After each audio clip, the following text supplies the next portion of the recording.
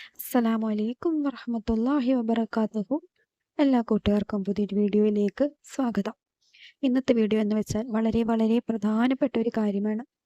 ഒരൊറ്റ രാത്രി കൊണ്ട് എനിക്കറിയാവുന്ന ഒരു സുഹൃത്ത്, എൻ്റെ ഒരു അയൽവാസി, അവരുടെ ആഗ്രഹം സാധിച്ചു കിട്ടിയിട്ടുള്ള ഒരു അനുഭവമാണ് ഞാൻ പറയാൻ പോകുന്നത്. അവർ എന്തെല്ലാം ചൊല്ലി, എപ്പോൾ ചൊല്ലി എന്നൊക്കെയാണ് ഞാൻ ഇന്നത്തെ വീഡിയോയിൽ പറയാൻ ഉദ്ദേശിക്കുന്നത്. അതുകൊണ്ട് തന്നെ ആരും ഈ വീഡിയോ സ്കിപ്പ് ചെയ്യാതെ മുഴുവനായിട്ട് കാണാൻ ശ്രമിക്കുക. വെറും ഒരു 6-7 മണിക്കൂറിനുള്ളിലാണ് അവരുടെ ആഗ്രഹം സാധിച്ചു കിട്ടിയത്. അവർ പോലും വിചാരിക്കാത്ത വഴിയിലൂടെയാണ്.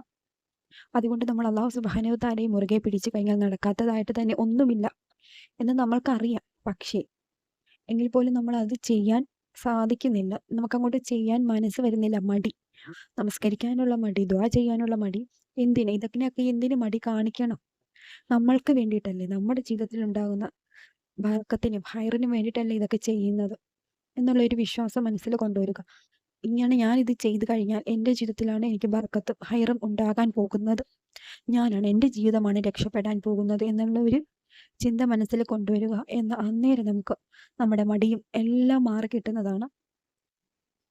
ഞാൻ ഈ പറയുന്ന ഈ അമൽ, ആ ഒരു സ്ത്രീ, എൻ്റെ അയൽവാസിയായ ആ ഒരു സ്ത്രീ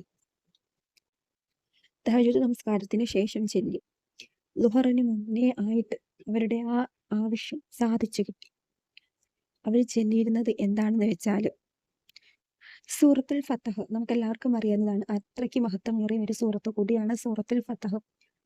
സൂറത്തുൽ ഫത്തഹ് ഒരു പ്രാവശ്യം ഓതി തഹജ്ജുദ് നമസ്കാരത്തിന് ശേഷം. സൂറത്തുൽ ഫത്തഹ് ഒരു പ്രാവശ്യം ഓതിയതിനു ശേഷം യാ ഫത്താഹു യാ അല്ലാഹ് എന്ന ഇസ്മ 129 പ്രാവശ്യം ചൊല്ലി. അതിനുശേഷം ലാ ഇലാഹ ഇല്ലാ അന്ത സുബ്ഹാനക ഇന്നീ കുന്തു മിനൽ ളാലിമീൻ എന്ന ആയത്ത് 313 പ്രാവശ്യം ഓതുകയും ചെയ്തു. ഇത് 3 കാര്യങ്ങളുമാണ് അവർ ചെയ്തിരുന്നത്. തഹജ്ജുദ് നമസ്കാരത്തിന് എണീറ്റു. നമസ്കരിച്ചതിനു ശേഷം ആ നിസ്കാരപ്പായയിൽ ഇരുന്നു കൊണ്ട് തന്നെ സൂറത്തുൽ ഫത്തഹ് ഒരു പ്രാവശ്യം ഓതി. അതിനുശേഷം യാ ഫത്താഹു യാ അല്ലാഹ് എന്ന ഇസ്മ 129 പ്രാവശ്യം ചൊല്ലി. അതിനുശേഷം ലാ ഇലാഹ ഇല്ലാ അന്ത സുബ്ഹാനക ഇന്നീ കുന്തു മിനൽ ളാലിമീൻ എന്ന ദിക്ർ 313 പ്രാവശ്യം ചൊല്ലി. അതിനുശേഷം അല്ലാഹു സുബ്ഹാനഹു തആലയോട് കരഞ്ഞുകൊണ്ട് ദുആ ചെയ്തു. അവരുടെ ആഗ്രഹം അവർക്ക് അത്ര പ്രധാനപ്പെട്ട ഒരു ആവശ്യമായിരുന്നു. അവർ കരഞ്ഞുകൊണ്ട് അല്ലാഹു സുബ്ഹാനഹു തആലയോട് ചോദിച്ചു. അവർക്കതിൽ അല്ലാഹു കൊടുത്തു. കാരണം അവർക്ക് അത്രയ്ക്ക് വേണ്ടപ്പെട്ട ഒരു കാര്യമാണ്. ഇത് കിട്ടിയേ പറ്റുമായിരുന്നു.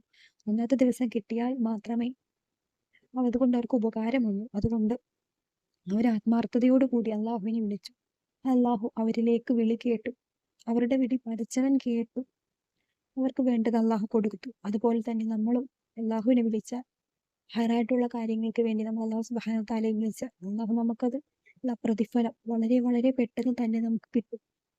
നമുക്ക് കുറച്ച് ക്ഷമയാണ് വേണ്ടത്. ഇപ്പം അവർക്ക് ഇന്ന് കിട്ടി, എനിക്കും ഇന്ന് കിട്ടിയേ പറ്റൂ എന്നാരും വാശി പിടിച്ചിട്ട് കാര്യമില്ല. നമുക്ക് ഇന്ന് കിട്ടിയെങ്കിൽ അവർക്ക് ഇന്ന് കിട്ടിയെങ്കിൽ ചിലപ്പോൾ നമുക്ക് നാളെയോ മറ്റന്നാളോ ചിലപ്പം കുറച്ച് ദിവസം എടുക്കേണ്ടി വരും. അതിന് നമ്മൾ അള്ളാഹുവിനോട് എന്നും നമ്മൾ അള്ളാഹുവിനോട് കൂടുതൽ അടുക്കുക, നമ്മുടെ ദുആ കൂടുതൽ വർദ്ധിപ്പിക്കുക. എല്ലാ ഫർള് നമസ്കാരത്തിന് ശേഷവും യാസീൻ ഓതുക.